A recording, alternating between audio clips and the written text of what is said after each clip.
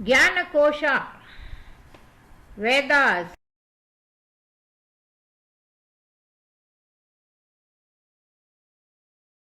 ॐ गणानां त्वा गणपतिगुं हवामहे कविं कवीनामुपवस्त्रमस्तमं ज्येष्ठराजं ब्रह्मणान् ब्रह्मणस्पदानः शृण्वन्नोतिभिस्सीदसादनम्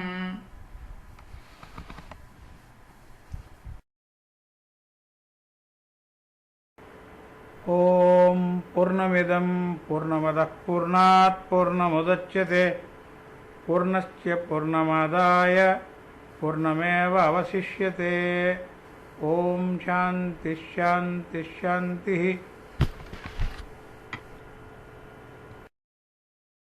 ॐ सहना भवतु सहनौ भुनक्तु सह वीर्यं करवावहै तेजस्विनावधीतमस्तु मा विद्विषावहै। ॐ शान्ति शान्ति शान्तिः। Shukla Yajurveda Upanishads, Chapter 6. Om. He who knows that which is the oldest and greatest becomes the oldest and greatest among his relatives. The vital force is indeed the oldest and greatest. He who knows it to be such becomes the oldest and greatest among his relatives as well as among those of whom he wants to be such. He who knows the Vasistha becomes the Vasistha among his relatives. The organ of speech is indeed the Vasistha. He who knows it as such becomes the Vasistha among his relatives as well as among those of whom he wants to be such. He who knows Pratistha lives steadily in difficult as well as smooth places and time. The eye indeed is Pratistha, for through the eye one lives steadily in difficult as well as smooth places and time. He who knows it as such lives steadily in difficult as well as smooth places and time. He who knows Sampad attains whatever object he desires. The ear indeed is Sampad. For all these Vedas are acquired when one has the ear. He who knows it to be such attains whatever object he desires. He who knows the abode becomes the abode of his relatives as well as of other people. The Manas indeed is the abode. He who knows it to be such becomes the abode of his relatives as well as other people. He who knows Prajapati, that which has the attribute of generation, is enriched with children and animals. The seed organ has this attribute. He who knows it to be such is enriched with children and animals. These organs, disputing over their respective greatness, went to Brahman and said to him, "Which of us is the Vasistha?" He said that one of you will be the Vasistha, who departing from among yourselves people consider this body far more wretched. The organ of speech went out. After staying a whole year out, it came back and said, "How did you manage to live without me?" They said, "We lived just as dumb people do, without speaking through the organ of speech, but living through the vital force, seeing through the eye, hearing through the ear, knowing through the mind, and having through the organ of generation." So the organ of speech entered. The eye went out. After staying a whole year out, it came back and said, "How did you manage to live without me?" They said, "We lived just as blind people do, without seeing through the eye, but living through the vital force, speaking through the organ of speech, hearing through the ear, knowing through the mind, and having children through the organ of generation." So the eye entered. The ear went out. After staying a whole year out, it came back and said, "How did you manage to live without me?" They said, "We lived just as deaf people do, without hearing through the ear, but living through the vital force, speaking through the organ of speech, seeing through the eye, knowing through the mind, and having children through the organ of generation." So the ear entered. The mind went out. After staying a whole year out, it came back and said, "How did you manage to live without me?" They said, "We lived just as idiots do, without knowing through the mind, but living through the vital force, speaking through the organ of speech, seeing through the eye, hearing through the ear, and having children through the organ of generation." So the mind entered. The organ of generation went out. After staying a whole year out, it came back and said, "How did you manage to live without me?" They said, "We lived just as yonchists do, without having children through the organ of generation, but living through the vital force, speaking through the organ of speech, seeing through the eye, hearing through the ear, and knowing through the mind." So the organs of generation entered. Then, as the vital force was about to go out, it uprooted those organs just as a great fine horse from sin pulls out the pegs to which his feet are tied. They said, "Please do not go out, sir, we cannot live without you." "Then give me tribute." "All right." The organ of speech said, "That attribute of the Vasista which I have is yours." The eye, "That attribute of steadiness which I have is yours." The ear, "That attribute of prosperity which I have is yours." The mind, "That attribute of a boat which I have is yours." The organ of generation, "That attribute of generation which I have is yours." The vital force said, "Then what will be my food and my dress?" The organ said, "Whatever is known as food, including dogs, worms, insects, and moths, is your food, and water your dress." He who knows the food of the vital force to be such never happens to eat anything that is not food, or to accept anything that is not food. Therefore, wise men who are versed in the Vedas sip a little water just before and after eating. They regard it as removing the nakedness of the vital force. Swetaketu, the grandson of Aruna, came to the assembly of the Panchalas. He approached Pravahana, the son of Jivala, who was being waited on by his servant. Seeing him, the king addressed him. "Boy," he replied, "Yes, sir." "Have you been taught by your father?" He said, "Yes." "Do you know how these people diverse after death?" "No," said he. "Do you know how they return to this world?" "No," said he. "Do you know how the other world is never filled by so many people dying thus again and again?" "No," said he. "Do you know after how many oblations are offered water, the liquid offering, rises up possessed of a human voice and speaks?" "No," said he. "Do you know the means of access to the way of the gods, or that to the way of the men, doing which people attain either the way of the gods or the way of the men?" "We have heard the words of the mantra. I have heard of two routes for men, leading to the men and the gods. Going along them, all this is united. They lie between the father and the mother, earth and heaven." He said, "I know not one of them." Then the king invited him to stay. The boy, disregarding the invitation to stay, hurried away.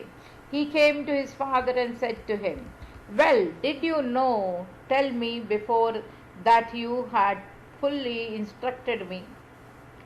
How did you get hurt, my sagacious child?" That wretch of a Kshatriya asked me 5 questions, and I knew not one of them. "Which are they?" "These," and he quoted their first words. The father said, "My child, believe me, whatever I knew I told you every bit of it. But come, let us go there and live as students. You go alone, please." At this, Gautama came to where King Pravahana, the son of Jivala, was giving audience. The king gave him a seat, had water brought for him, and made him the reverential offering. Then he said, "We will give Reverend Gautama a boon." Aruni said, "You have promised me this boon. Please tell me what you spoke to my boy about." The king said, "This comes under heavenly boons. Gautama, please ask some human boon." Aruni said, "You know that I already have gold, cattle, and horses, maid servants, retinue, and dress. Be not ungenerous towards me alone regarding this plentiful, infinite, and inexhaustible wealth. Then you must seek it according to form. Gautama, I approach you as a student. The ancients used to approach a teacher simply through declaration. Aruni lived as a student by merely announcing that he was at his service. The king said, "Please do not take offense with us, Gautama, as your paternal grandfathers did not with ours. Before this learning never rested with a Brahmana, but I shall teach it to you. For who can refuse you when you speak like this? That word heaven, O Gautama, is fire. The sun is its fuel, the rays its smoke, and day its flame. The four quarters is its cinder, and the intermediate quarters its sparks. In this fire the gods offer faith, liquid oblations in subtle form. Out of that offering King Moon is born. A body is made in the moon of the sacrificer. Parajanyan, the god of rain, O Gautama, is fire. The ear is its fuel, the clouds its smoke, lightning its flame, thunder its cinder, and the rumblings its sparks. In this fire the gods offer King Moon. Out of that offering rain is produced. This world, O Gautama, is fire. The earth is its fuel, fire its smoke, the night its flame, the moon its cinder, and stars its sparks. In this fire the gods offer rain. Out of that offering food is produced. Man, O Gautama, is fire. The open mouth is its fuel, the vital force its smoke, speech its flame, the eye its cinder, and the ear its sparks. In this fire the gods offer food. Out of that offering the seed is produced. Woman, O Gautama, is fire. In this fire the gods offer the seed. Out of that offering a man is born. He lives as long as he is destined to live.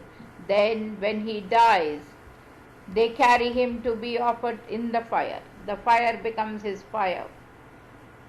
The fuel is fuel, the smoke is smoke, the flame is his flame, the cinder his cinder, and the sparks his sparks. In this fire the gods offer the man. Out of that offering the man emerges radiant. Those who know this as such, and those others who meditate with faith upon the Satya. Brahmana in the forest reached the deity identified with the flame.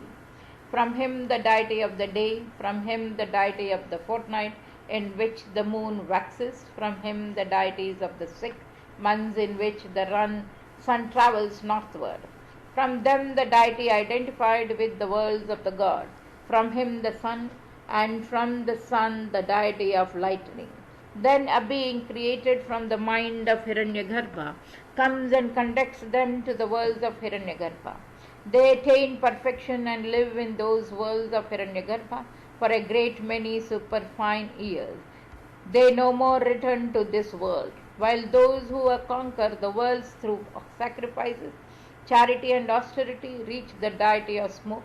From him the deity of the night, from him the deity of the fortnight in which the moon wanes, from him the deities of the 6 months in which the sun travels southward, from them the deity of the world of the mains, and from him the moon. Reaching the moon they become food. There the gods enjoy them as the priests drink the shining soma juice, gradually saying it were as it were. Flourish, dwindle, and when their past work is exhausted, their reach become like this ether.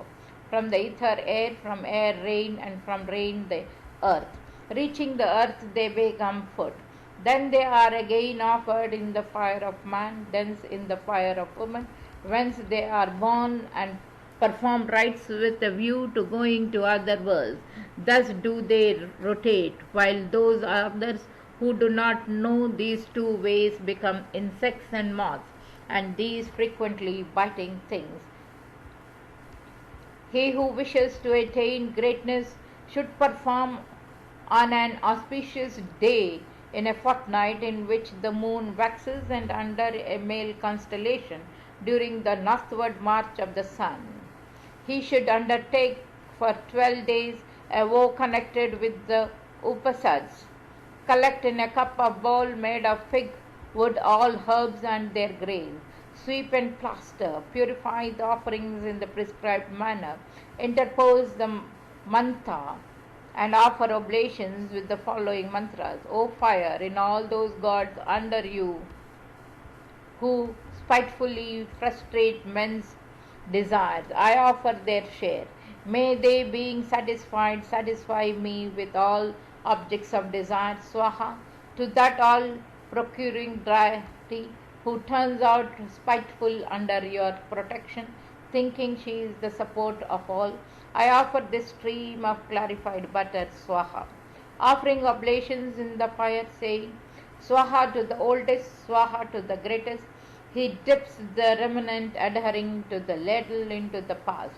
Offering oblations in the fire, saying, Swaha to the vital force, Swaha to the Vasista. He drips the remnant.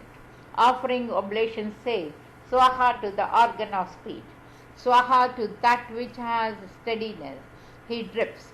Offering oblations, saying, Swaha to the eye, Swaha to the prosperity. He drips. Offering oblations, saying, Swaha to the ear, Swaha to the abode. He drips. Offering oblations, saying, Swaha to the manas, Swaha to Prajapati. He drips. Offering oblations, saying, Swaha to the organs of generation. He drips. Offering an oblation in the fire, saying, Swaha to the fire. He drips the remnant adhering to the ladle into the past. Offering an oblation, saying, Swaha to the moon. He drips.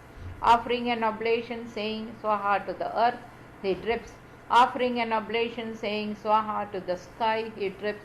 Offering an oblation, saying, Swaha to heaven. He drips. Offering an oblation, saying, Swaha to the earth, sky and heaven. He drips. Offering an oblation, saying, Swaha to the Brahma. He drips. Offering an oblation, saying, Swaha to the Kshatriya. He drips.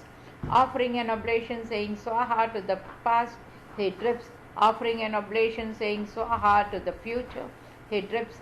Offering an oblation, saying, Swaha to the whole. He drips. Offering an oblation, saying, Swaha to all. He drips. Offering an oblation, saying, Swaha to Prajapati. He drips.